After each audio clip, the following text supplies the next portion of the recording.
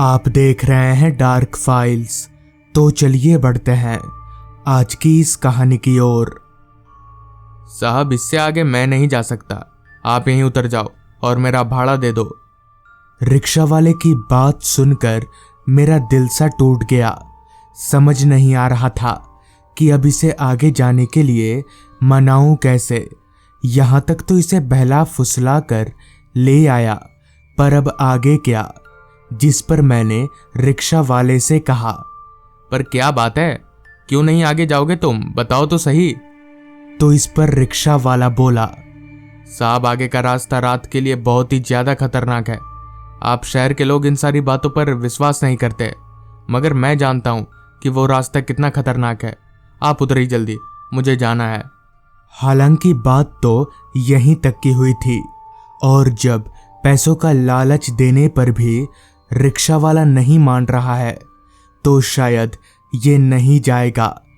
यही सोचकर मैं रिक्शा से नीचे उतरा और रिक्शे वाले को उसका भाड़ा दे दिया। भाड़ा मिलते ही वो रिक्शा वाला वहां से उल्टे पैर ऐसे भागा जैसे उसने किसी भूत को देख लिया हो। खैर, मैंने वहीं खड़े खड़े एक नज़र चारों तरफ देखा, मगर दूर दूर तक उस रास्ते पर मेरे अलावा मुझे दूसरा कोई शख्स नजर नहीं आ रहा था। सिर्फ एक लंबा रास्ता और रास्ते के अगल बगल जंगल।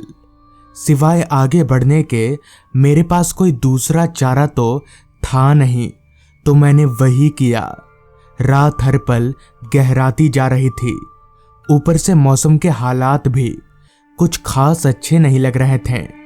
बादलों की गर्जन और बिजलियों की चमकाहट शरीर को अंदर ही अंदर झंझोड़ कर रख दे रही थी। डर तो लग रहा था कि कहीं बारिश ना आ जाए, क्योंकि उस रास्ते पर मुझे ऐसी कोई चीज नजर नहीं आ रही थी जिसके नीचे मैं अपना सिर छुपा सकूं। इसलिए मैं अपने कदमों को तेजी से आगे बढ़ाने लगा। अभी मैं तेज तेज आगे बढ़ ही रहा था कि तभी बादलों में एक जोरदार गर्जन के साथ बारिश आ गई। जिसका डर था वही हुआ। बरसात से बचने के लिए अभी मैं कोई उपाय ढूंढ ही रहा था कि तभी सामने रास्ते के एक किनारे पर मुझे एक भट्टी जलती हुई दिखी। भट्टी के ऊपर कुछ रखा हुआ था, पर काफी दूर होने की वजह से वो चीज असल में है क्या साफ तौर पर पता नहीं चल रहा था। खैर, मुझे इन सारी चीजों से कोई मतलब तो था नहीं। मुझे सिर्फ बरसात से बचना था। लिहाजा मैं भागता हुआ उस भट्टी की तरफ जाने लगा, इस उम्मीद में कि शायद वहां कोई शेड भी होगा। भागते भागते मैं जब उस भट्टी के पास पहुंचा तो मेरी खुशी का कोई ठिकाना ना रहा, क्योंकि वहां सिर्फ भट्टी नहीं बल्कि पूरी की पूरी चाय की टपरी थी। मैं हड़बड़ाते हुए उस दुकान में घुस गया। वो दुकान बिल्कुल खाली था। बस एक चाय वाले के अलावा, जो कि चाय बना रहा था, वहां और कोई भी नहीं था। मैं वहीं पास ही में एक बेंच पर बैठ गया। तभी मैंने एक बात पर गौर किया कि वो चाय वाला, उसने अपने पूरे बदन को एक चादर की मदद से ढक रखा है। पर उसने ऐसा क्यों किया है, पहले तो मुझे समझ में नहीं आया, क्योंकि मौसम गर्मियों का चल रहा था। फिर मुझे लगा शायद उसकी तबीयत खराब होगी, इसलिए उसने ऐसा किया होगा। जिस पर मैंने उस चाय वाले से कहा, भैया, यहाँ से झूमरगढ़ गांव कितनी दूर होगा? आप बता सकते हैं क्या? इस पर चाय वाले ने अपना काम करते हुए ही कहा, झूमरगढ़ गांव तो दूर है, इस रास्ते पर चलते जाइए। मैंने सोचा झूमरगढ़ गांव चाहे जितना भी दूर हो, जाना तो मुझे है ही। लिहाजा मैं वहीं बैठे बैठे बारिश के रुकने का इंतजार करने लगा। बारिश अब और भी तेज हो चुकी थी। बरसाती हवाएं बीच बीच में शरीर को कपकपा दे रही थी। इस बारिश में अगर चाय हो जाए तो मजा ही आ जाए। यही सोचकर मैंने उस चाय वाले से कहा, भैया जरा चाय पिलाओ यार, बिस्कुट भी देना। मेरे इतना कहते ही वो चाय वाला भट्टी से केतली उठाकर एक प्याले में चाय ढालने लगा और साथ ही साथ कांच के डब्बों से बिस्कुट निकालकर मेरी तरफ आने लगा। चलते चलते वो चाय वाला मेरे पास आकर रुका और चाय के प्याले और बिस्कुट को मेरी ओर बढ़ाया। तो जब चाय लेते समय मैंने उसके हाथ की तरफ देखा तो मुझे काफी अजीब सा लगा, क्योंकि उस आदमी के हाथ पूरे सफेद थे, बिल्कुल हड्डी की तरह। ऐसा लग रहा था जैसे उसके हाथों में मांस ही नहीं है। पर ऐसा तो नहीं हो सकता है। मुझे जरा भी कुछ समझ में नहीं आ रहा था। खैर, मैंने उसके हाथों से चाय और बिस्कुट लिया और चाय पीने लगा। बारिश की रफ्तार अब थोड़ी कम हो गई थी। मुझे लगा यही अच्छा मौका है आगे जाने का। फिर अगर बारिश तेज हो गई तो नहीं जा पाऊंगा, जिसके बाद मैंने फटाफट चाय पिया और बिस्कुट खाकर चाय वाले को पैसे देकर वहां से आगे बढ़ गया। बारिश पूरी तरह से नहीं छूटी थी, बस सिर्फ उसकी रफ्तार कम हुई थी और किसी भी वक्त उसकी रफ्तार बढ़ सकती थी, जिस वजह से मैं उसी तरह से तेज कदमों से आगे बढ़ता रहा।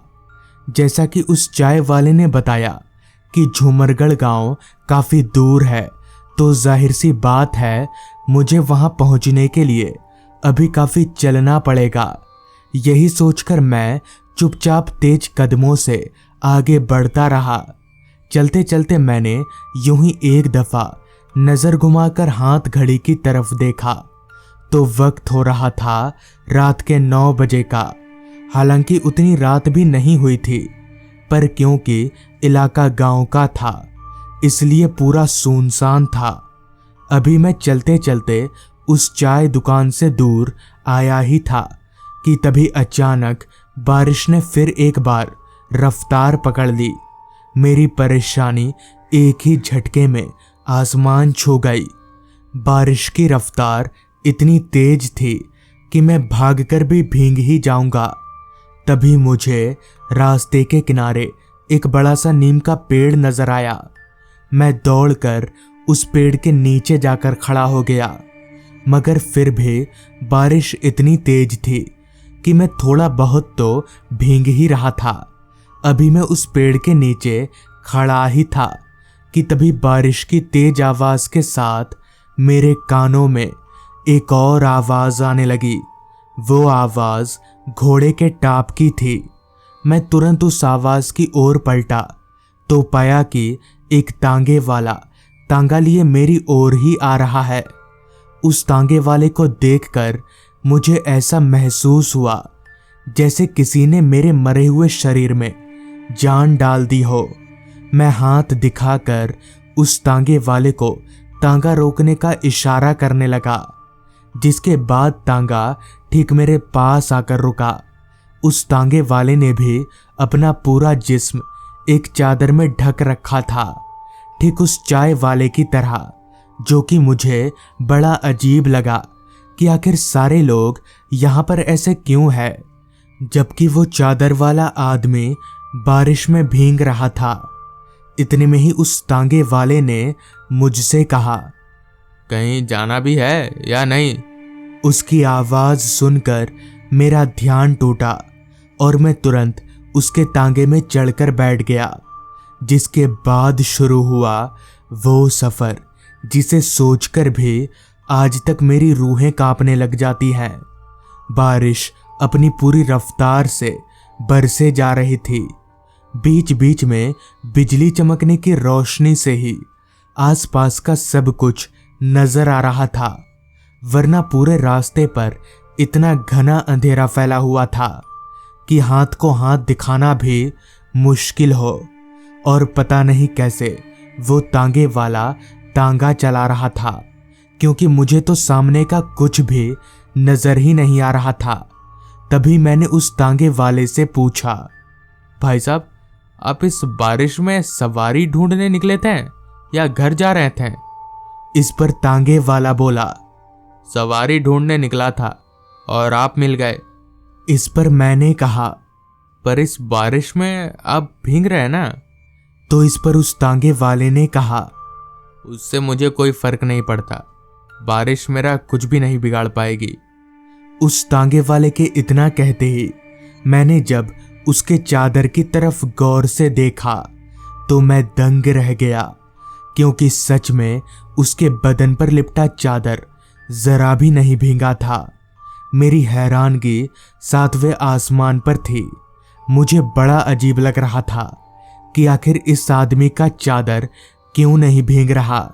अभी मैं ये सब सोच ही रहा था कि तभी तांगे वाले ने कहा, आपको उस दुकान में चाय नहीं पीनी चाहिए थी, आपने गलती कर दी।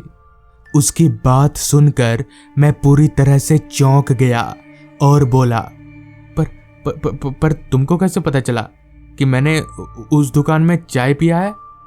तो इस पर तांगे वाले ने कहा, आपने उस चाय वाले के हाथ देखे, बिल्कुल ऐसे थे ना। इतना कहकर वो तांगा वाला मेरी ओर पलटा और अपना हाथ दिखाने लगा तो सच में उसका हाथ पूरा सफेद था। उसके हाथ में मांस का एक टुकड़ा भी नहीं था, पूरा हाथ हड्डियों का था। और ना सिर्फ हाथ बल्कि उस तांगे वाले का पूरा शरीर हड्डियों का ढांचा था। मतलब ये कि वो एक कंकाल था। मेरा पूरा शरीर जोर जोर से कांपने लगा और वो तांगे वाला कंकाल जोर जोर से हंसे जा रहा था। मुझे समझ में नहीं आ रहा था कि अब क्या करूं, अपनी जान कैसे बचाऊं। बहुत सोचने के बाद भी कुछ ना सूझने पर मैंने चलती टांगे से छलांग लगा दिया। हालांकि हल्की फुल्की चोटें भी आईं, मगर चोट सहलाने का अभी समय नहीं था, जिस वजह से मैंने वहां से दौड़ लगा दी और उस रास्ते से बाहर निकलकर ही रुका। पर वो था क्या, ये आज तक मुझे समझ में नहीं आया। बहुत से लोगों का कहना है कि उस रास्ते पर छलावों का राज है। तो दोस्तों, ये थी आज की कहानी। अगर आपको ये कहानी पसंद आई हो तो चैनल को ज़रूर सब्सक्राइब कर लें। तो मैं आपका दोस्त आर्यन जल्द ही मिलूंगा आपसे ऐसी ही एक कहानी के साथ।